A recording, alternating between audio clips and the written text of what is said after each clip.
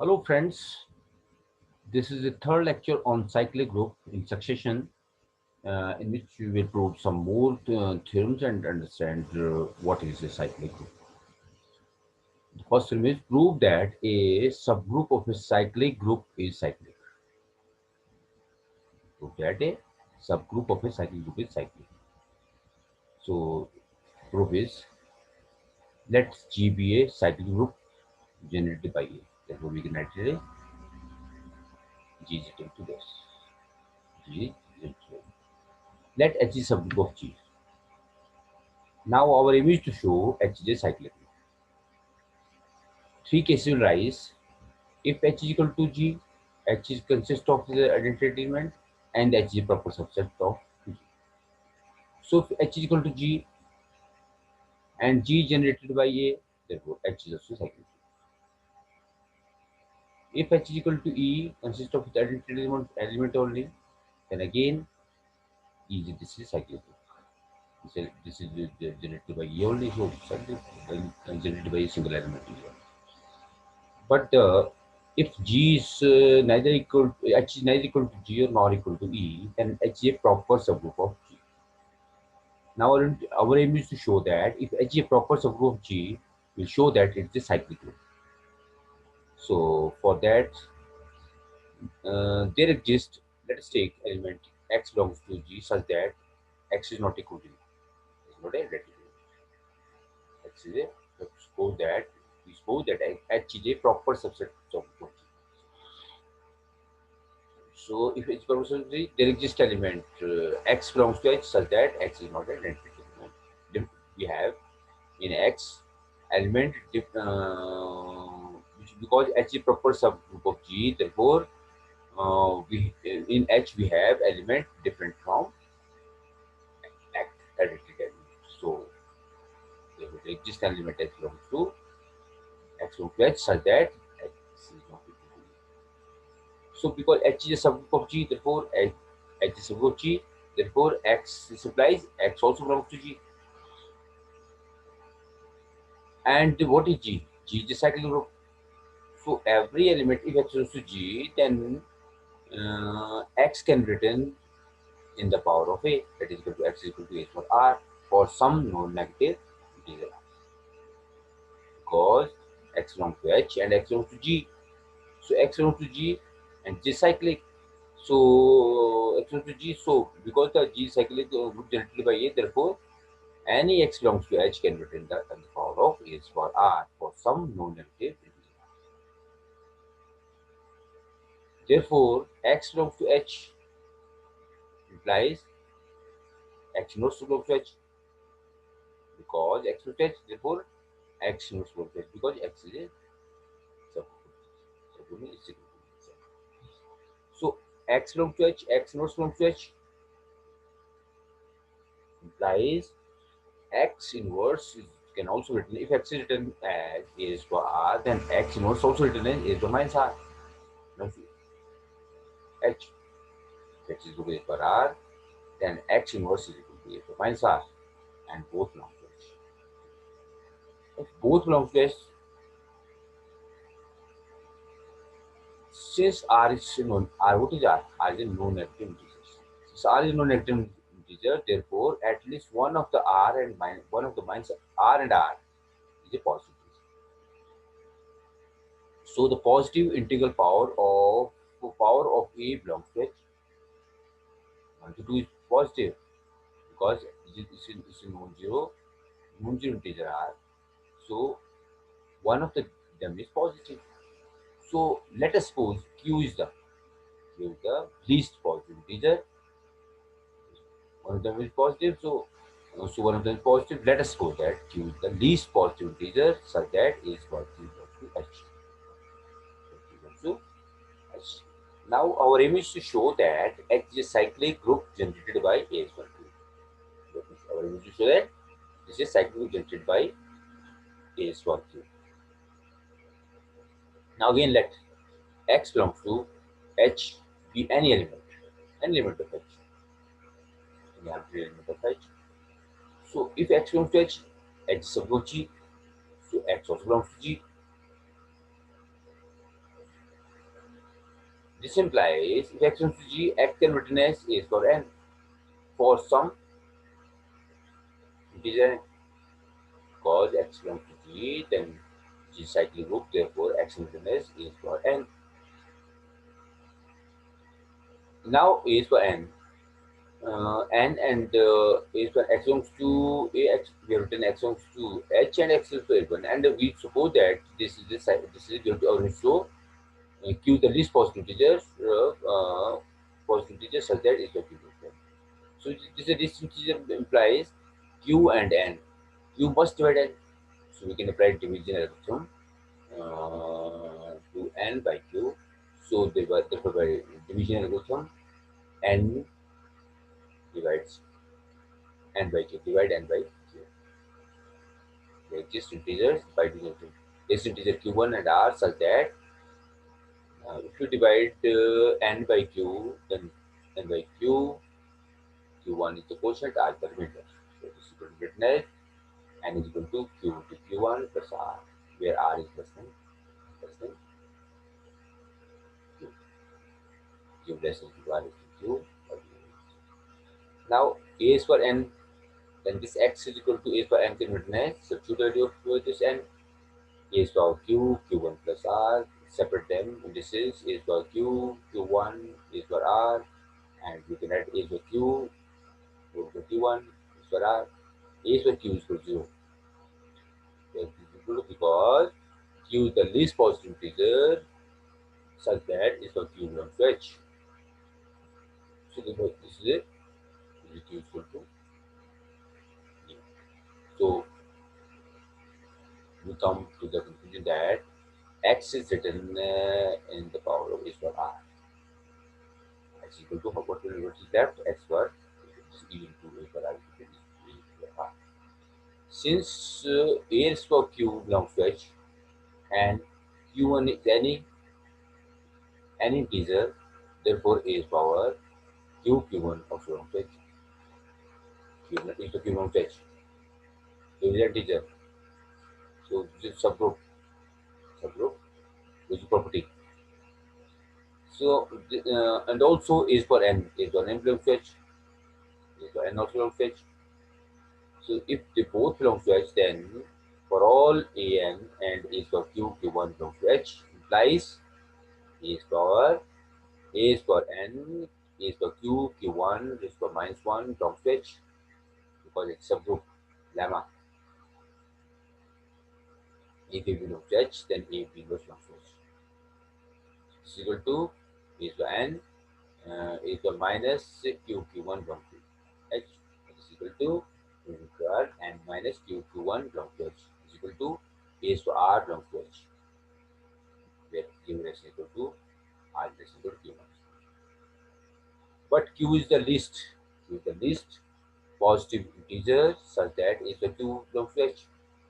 So for that, this R must be equal to R must come out to be 0. Implies x is equal to n is equal to A for Q1 plus R is equal to A for Q1 plus 0 A for for Q1 is the true for all x values.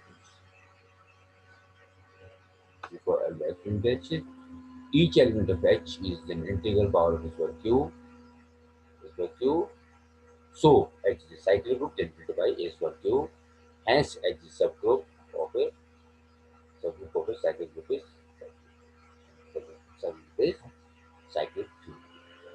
Now converse of this theorem. Converse is converse of the theorem is not true. If every proper subgroup of a group is cyclic, if every proper subgroup of cyclic, then the group need not be cyclic. Because we say that we have proved that if we have a cyclic group, then every subgroup of the cyclic group is cyclic. But converse is not true. Converse means if every proper subgroup of the cyclic group is cyclic, then group need not be cyclic. Example for this is, let us consider a symmetric group of three three numbers 1, 2, 3. And how many elements S3 this vertical will have? This will have three elements, and order of S3 will be how many elements this will have? So six elements. Uh, but uh, uh, but there does not exist an element A belongs to S such that order of A is equal to 6. We have proved again that if any elements of group generates that group, then order of the group is equal to order of the any of the element of that sense. So means G is not a cycle.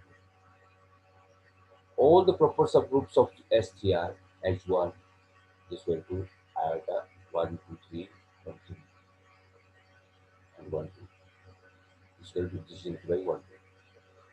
And H2 is equal to 1, 2, 1, 2, 3, 1, 3 is equal by 1, 3. H3 is equal by 2, 3, and H4 is equal by 1, 2, 3. So these are four subgroups of S3, which are cyclic, but S3 is not cyclic. So if all subgroup of cyclic group is cyclic, then it does not imply that the group is also cyclic. Next one is the number of generators of a finite group of order n is phi n. That was that. The number of generators of a finite group of order n is phi n, where phi n is the number of integers less than and co-prime to n. Where phi n is the number of integers less than and co-prime to n. Of generators of a finite group is equal to of order equal to phi. Now, this thing decides how many generators a group have, right? So let's do this thing. Let G be a cycle group of a rank and generated by A, right? If it's generated by A, then we have to think that the order of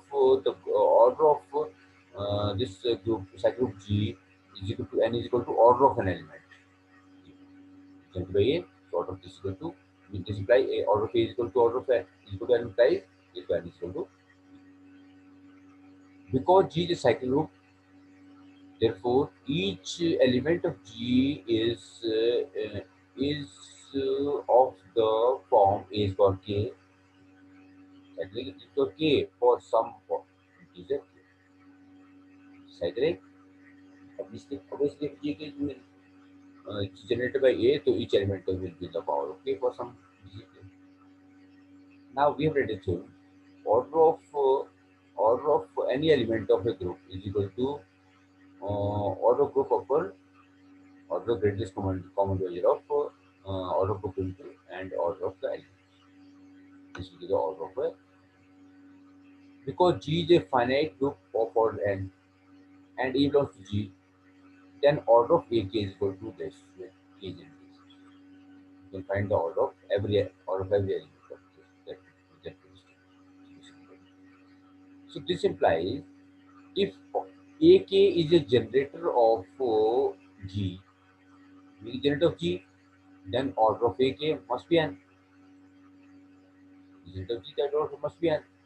So if it is n, uh, it is n, then first, second, third. Then first order of A is n, then this is equal to order of A is equal to this, and third is order of n. So this first, second, and third implies if you substitute this is equal to n here, n is equal to n upon n greatest quantity n k. Now n is then something. This equation will hold true if and only if n k is equal to 1. This quantity n k is equal to 1. Now we'll interpret this equation. The number of positive integer less than n and co-prime to n will satisfy this equation. Which number will satisfy this equation? Greatest common divisor of n and k is 1.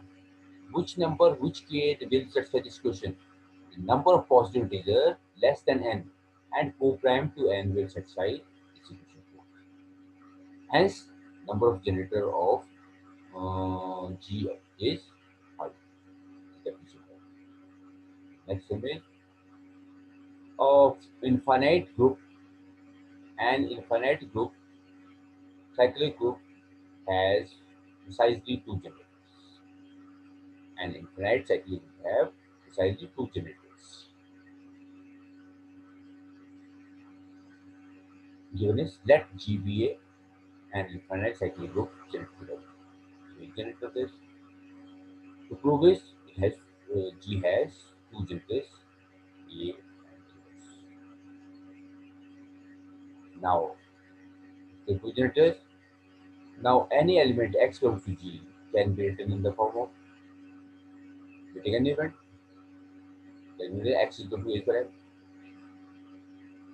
and x is equal to minus m, minus 1 is to minus m, and generated. We'll prove it by contradiction. Prove this by contradiction. We generated this notice. So we prove this by contradiction. Let B belongs to G be another generator of G. Now, first case, A belongs to G and G is generated by B. Implies B is in the A is integral power of A. A is integral power of B. If A is equal to N, where N. Similarly, again, if B belongs to G and it is generated by A, G is generated by A, then B can be written as A power, the power of A, that is B is equal to A power M, where M is. Therefore, A is equal to B raised to N. Therefore, A is equal to B, B is equal to B to N. So, if you B here from this equation, A square N raised to M, A to M raised to N is equal to A square N. From this equation, we can conclude that if because G is a group, so cancellation law. If you apply right cancellation, A is equal to A is equal to A power and Mn is equal to A power. Right cancellation law by A inverse is equal to A to Mn into A to minus 1. So A inverse is equal to E is equal to A power Mn minus 1 is equal to E. What does it imply? This imply order of A is equal to Mn minus 1, which is finite. But given is G is an infinite cyclic group. So this equation will hold true. This equation will hold true if Mn minus 1 is equal to 0. Minus 1 is equal to 0. This implies M is equal to 1 upon N. And this equation holds true. M is equal to 1 upon N holds true if M is equal to 1 upon is equal to plus minus. Because both are together plus minus 1. So plus minus 1 means so A is equal to A and inverse. They are the